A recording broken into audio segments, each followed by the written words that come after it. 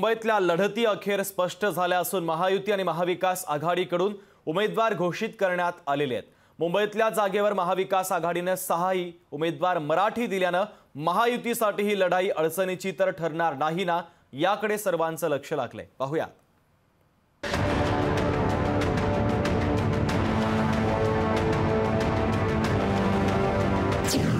मुंबईतल्या लढती अखेर ठरल्या।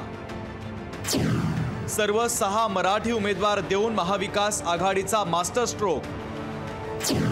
6 पैकी 3 जागांवर मशाल विरुद्ध धनुष्यबाण चिन्हावर शिवसैनिक भिडणार।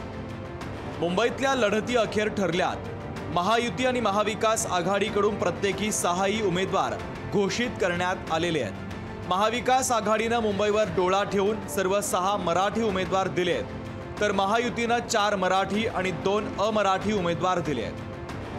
दक्षिण मुंबईतून ठाकरेंनी विद्यमान खासदार अरविंद सावंत यांना उमेदवारी दिली आहे, तर शिवसेनेकडून शिंदे यांनी भायखळ्याच्या आमदार यामिनी जाधव यांना रिंगणात उतरवलंय। 2 मराठी शिवसैनिकांमध्ये इथे टक्कर होणार आहे। दक्षिण मध्य मुंबईत देखील पुन्हा शिवसैनिक एकमेकांच्या समोर भिडणार आहे। मशाल चिन्हावर अनिल देसाई विरुद्ध धनुष्यबाण चिन्हावर राहुल शेवाळे आमने सामने असतील।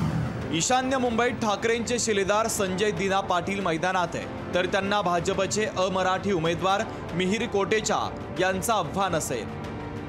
उत्तर मध्य मुंबई भाजपने पूनम महाजन यांना डावलून ॲडव्होकेट उज्ज्वल निकमांच्या रूपाने सरप्राईज दिलाय। त्यांना काँग्रेसकडून वर्षा गायकवाड यांचा आव्हान असेल। उत्तर पश्चिम मुंबईत ठाकरेंचे शिलेदार अमोल कीर्तिकर यांच्या विरोधात शिवसेनेने आमदार रवींद्र वायकर यांना मैदानात उतरवलंय। त्यामुळे 2 शिवसैनिकांमधली लढत इथेही पाहायला मिळते। उत्तर मुंबईत काँग्रेसला अखेर उमेदवार सापडलाय। भाजपच्या पियुष गोयल यांचं तगडं आव्हान असताना काँग्रेसने मुंबई काँग्रेसचे उपाध्यक्ष भूषण पाटील यांना उमेदवारी दिली आहे। उत्तर मुंबईत मराठी विरुद्ध अमराठी असा सामना रंगणार आहे। 20 मे रोजी मुंबईत मतदान होणार आहे। काही उमेदवारांचे अर्जही दाखल झालेत। आता मुंबईतही ही लढत नेमकी कोणत्या मुद्द्यांवर लढवली जाणार हे महाराष्ट्रातल्या शेवटच्या टप्प्यातच स्पष्ट होईल। ब्युरो रिपोर्ट, लोकशाही मराठी।